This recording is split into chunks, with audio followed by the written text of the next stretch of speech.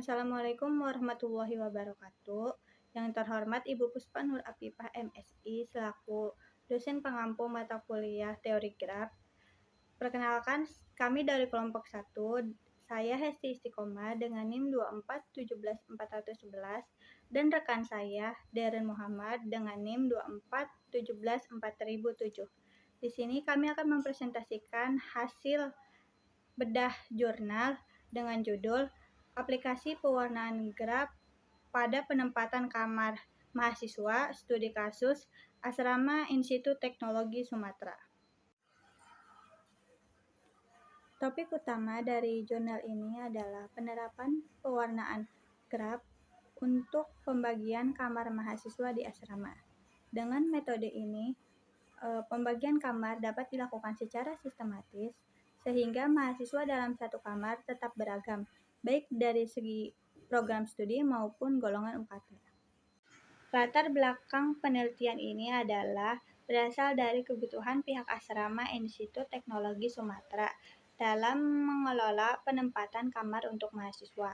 Sedangkan tujuan utamanya adalah menjaga interaksi sosial antar mahasiswa serta menjaga keberagaman mahasiswa dalam satu kamar. Namun, apabila dilakukan secara manual, tentu kurang efisien dan memungkinkan untuk terjadi mahasiswa dengan latar belakang yang sama dalam satu kamar. Oleh karena itu, dilakukan pendekatan pewarnaan graf untuk mengatasi masalah tersebut.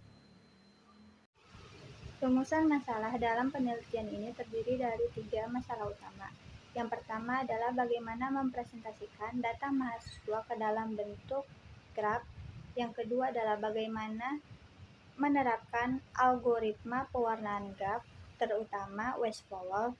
Dan yang ketiga adalah berapa jumlah minimum kamar yang dibutuhkan agar tidak ada mahasiswa dengan kategori yang sama dalam satu kamar.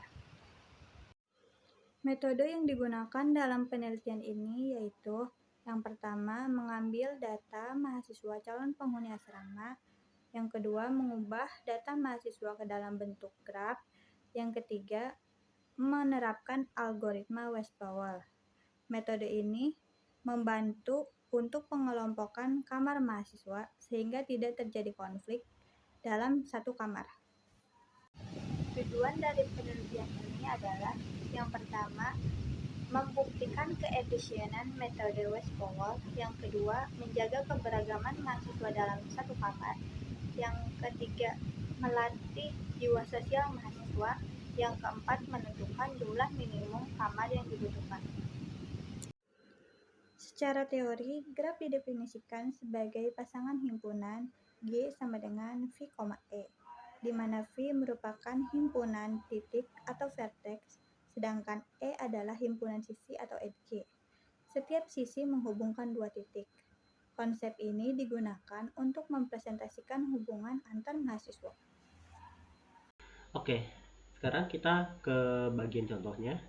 Nah, di sini ada gambar satu yang disebut graf H, di mana gambar tersebut itu diketahui bahwa sebuah titik atau VH-nya itu ada 6, yaitu V1, V2, V3, V4, V5, dan V6.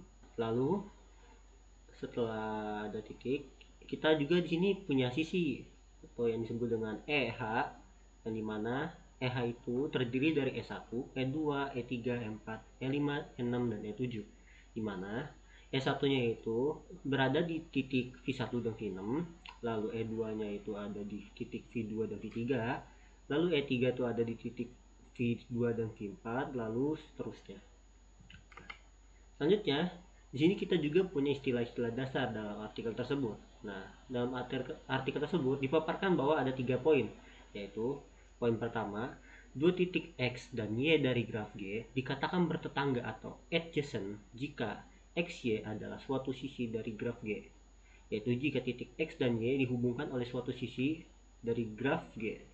Nah, poin kedua, itu suatu sisi E dikatakan bersisian insiden atau insiden dengan titik V1 dan V2 jika E itu sama dengan V1, V2, yaitu E menghubungkan titik V1 dan V2.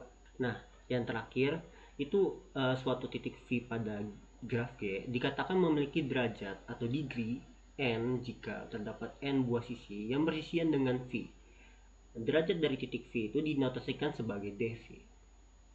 Oke. Selanjutnya, pada artikel tersebut dipaparkan sebuah data hasil penelitian di mana data hasil penelitian itu kita mendapatkan bahwa terdapat 15 mahasiswa yang didapatkan dari data dari hasil penelitian, atau ya dari 15 mahasiswa ini kita notasikan sebagai titik, yaitu VG. Nah, contoh lainnya bisa pada dalam mahasiswa 2 itu memiliki atau bertangga dengan mahasiswa 12 karena program studinya itu sama-sama teknik geofisika. Agar lebih mudah, kita tuh dapat menggambarkan ini dengan matrix adjacent. Nah, dapat dilihat dengan ini bahwa V1 itu memiliki bertangga dengan mahasiswa 10 atau V10, lalu yang V2 nya itu bertangga dengan V8, lalu V11 dan V12 dan seterusnya. Setelah matriks ini diperoleh bahwa masing-masing titik itu memiliki derajat yang berbeda-beda, yaitu V1 itu punya 1 derajat atau aliasnya dia memiliki 1 tetangga, V2 memiliki 3 derajat, V3 memiliki 3 derajat, dan seterusnya. Dapat kita lihat di sini bahwa V12 itu memiliki derajat yang tertinggi. Nah, untuk kita langkah berikutnya untuk kita melakukan sebuah pewarnaan graf, kita urutkan terlebih dahulu titik yang memiliki derajat tertinggi, yaitu V12. Lalu seterusnya sampai yang terkecil, yaitu V1.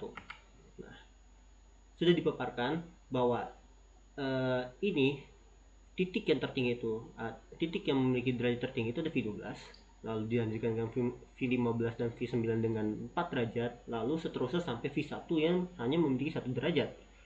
Nah, jika sudah, kita tuh dapat memberi warna pada graf tersebut.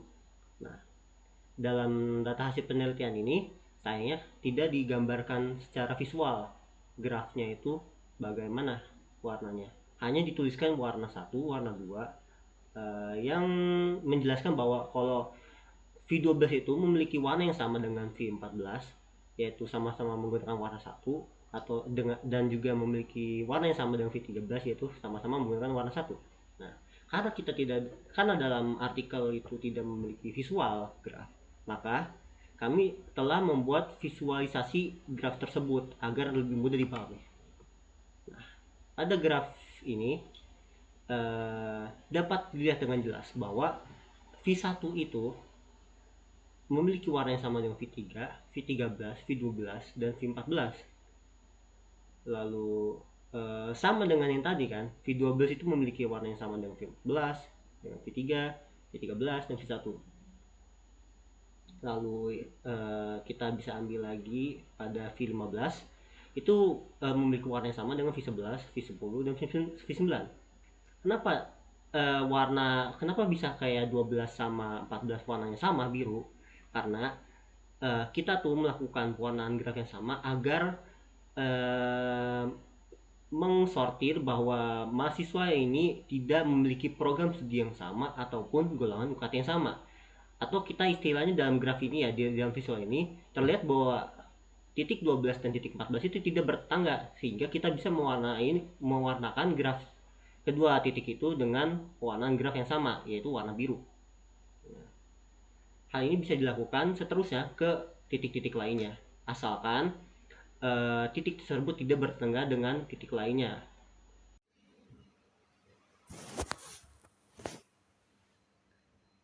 Kelebihan dari penelitian ini terdiri dari yang pertama, masalah yang diangkat jelas dan relevan.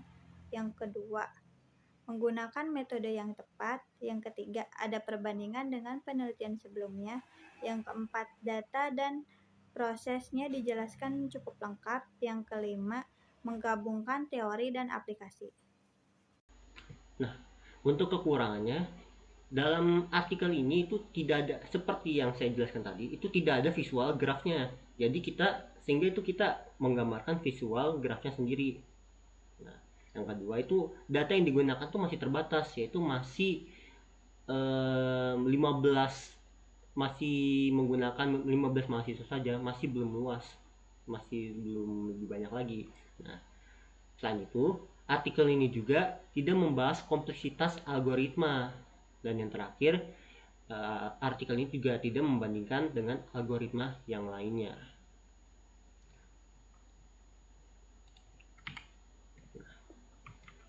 Kesimpulannya, artikel ini menunjukkan hasil yang lebih optimal dibandingkan penelitian yang dilakukan oleh Irwan dan Mulyati. Jika sebelumnya ditemukan bilangan kromatik graf G sebesar 8 yang mengharuskan pengguna 9 kamar untuk 15 mahasiswa, temuan terbaru ini berhasil mereduksi bilangan kromatik menjadi 4 dengan kapasitas maksimal 4. Bilangan kromatik itu tadi warna tadi yang digunakan itu hanya 4 warna saja. Nah, dengan kapasitas maksimal 4 orang per kamar, jumlah kamar yang dibutuhkan berkurang menjadi hanya 6 buah dengan tetap memastikan tidak ada mahasiswa dari program studi atau golongan UKT yang sama berada dalam satu kamar. Nah, penerapan pewarnaan graf dalam metode algoritma Wedge-Pol ini terbukti efektif dalam menyelesaikan penempatan kamar mahasiswa daripada kita melakukannya secara manual. Namun, artikel ini memiliki beberapa keterbatasan seperti penggunaan data yang relatif sedikit, belum adanya perbandingan dengan algoritma yang lain. Untuk kedepannya, diharapkan artikel ini dapat dikembangkan dengan metode yang lebih lengkap dan dengan data yang lebih besar dan variabel yang lebih kompleks. Mungkin hanya itu presentasi yang dapat kami sampaikan. Kurang lebihnya kami mohon maaf. Sekian, wassalamualaikum warahmatullahi wabarakatuh.